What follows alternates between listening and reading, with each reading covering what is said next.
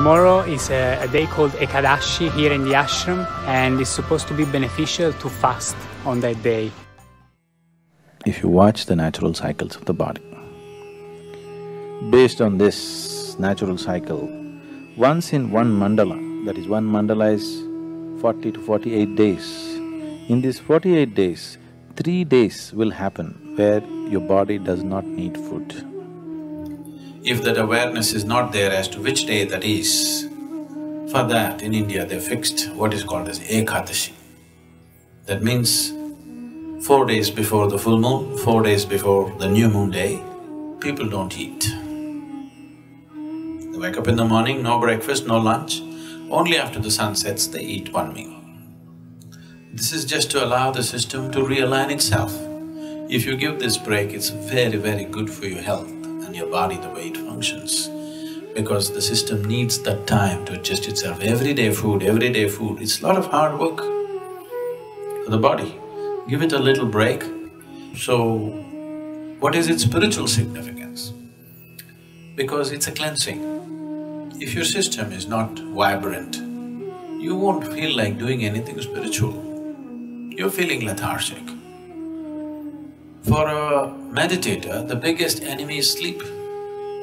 To sit here with eyes closed and fully alert takes something else. For most people, if they close their eyes, it's sleep. So to sit here and to be very alert with eyes closed takes a certain level of vibrance in the body.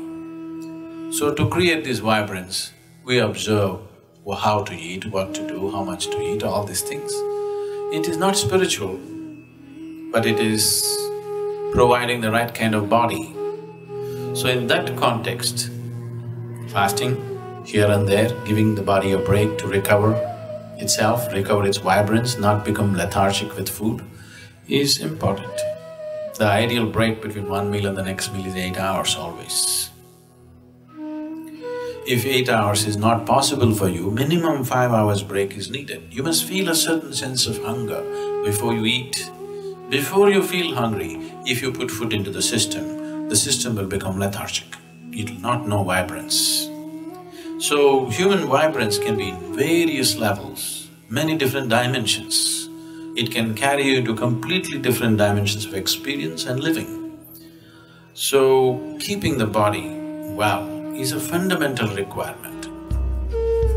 Somehow on this day, I feel that the need for food is not as much as it is on other days. So, reducing the food intake definitely helps to clean the system, and it also gives rest to the digestive system. So we fast for 24 hours and break the fast in the night with a particular kind of meal which is more gentle on the system, made up of kanji, papaya, chutney and cooked vegetables. Every morning before we do our morning practices, we have neem and turmeric with tepid light honey water. Now Sadhguru says this has a lot of medicinal benefits and is very supportive for yogic sadhana.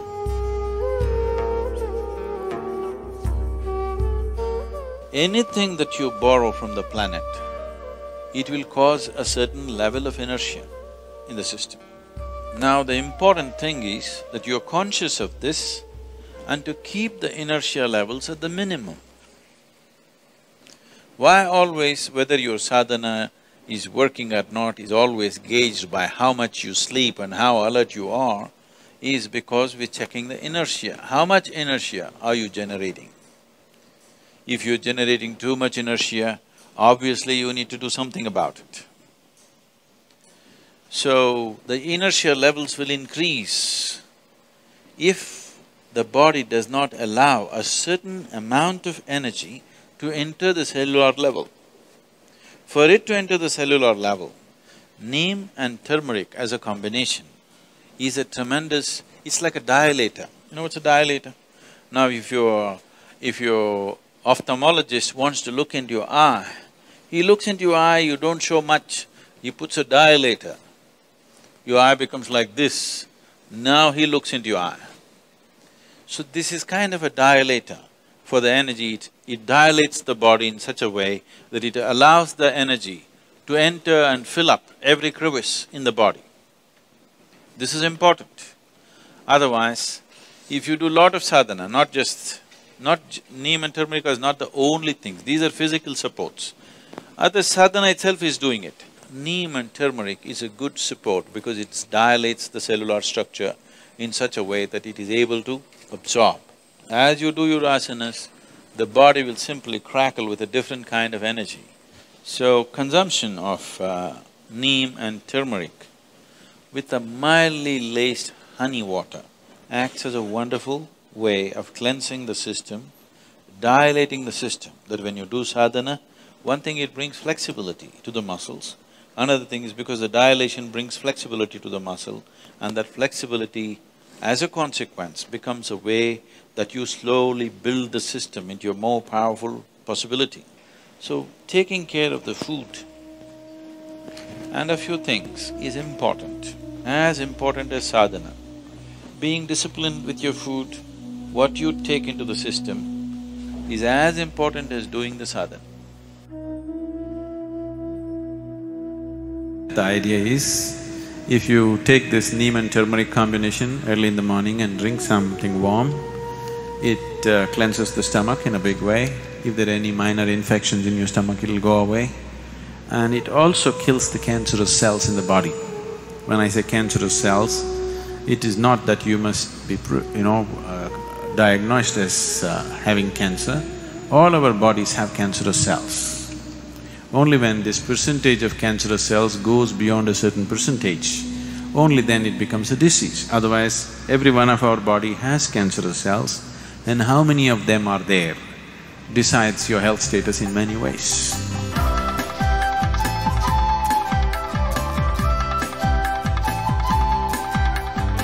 We just got done with our morning practice sessions and headed for the brunch.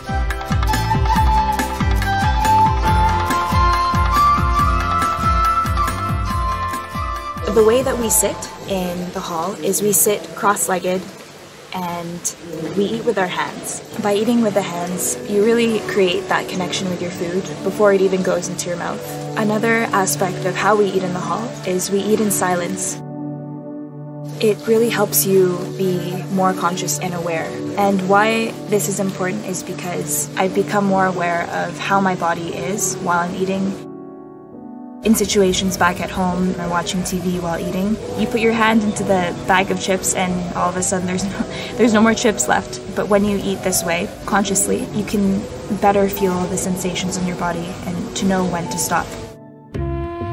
Here at the ashram we have 2 meals a day. After introducing this diet, I've seen some changes in the way I do my practices. My sleep quota has gone down quite significantly. Sadhguru says there should be at least 8 hours gap between the first and second meal. I can definitely see that it has worked. So if you space out the food between one meal and the next meal, if there is 6 to 8 hours gap without eating anything else in between, most of your cancerous cells will die. Still, if some of them are tough and they don't go, that is why twice a month there is Ekadasi for you. Now, huge studies are being made and they are saying the same thing, that if you just fast for a period of time, fasting does not mean 8 days, 15 days and killing yourself. No, just you eat your evening meal today, the next meal is only tomorrow evening. If you give this much space, most of the cancerous cells get neutralized. Will all of them be gone? No. Some of them know how to lie low, but they will never be able to increase their numbers and gang up in one place to become an ailment. It's not just about the type of food and how many times we have food, but it's also about the healing and cooling properties of the food. It changes accordingly to the weather. Everything is put together to create the right kind of balance. During the training in the afternoon, we're also taking a soup. In the afternoons, they will give you what is here locally called as kollu, and the English came here and named it as the horse gram. So horse gram soup they will give you in the afternoon. You drink horse gram soup, and horse gram is one among the lentils. It is the most protein-rich lentil found on the planet. It's very high-powered, so that's why race horses are fed with this gram, which is called as horse gram today. Now, this will increase heat in the body. From my experience of taking this during this training, I would say that I never get sick like fever, cold. I can better tell what my body needs. Sometimes I feel like eating more raw food. Depending on how much energy I've exerted, I'm able to tell better because I'm eating in this conscious manner. I have definitely never enjoyed eating food this much. It's definitely a different way of eating.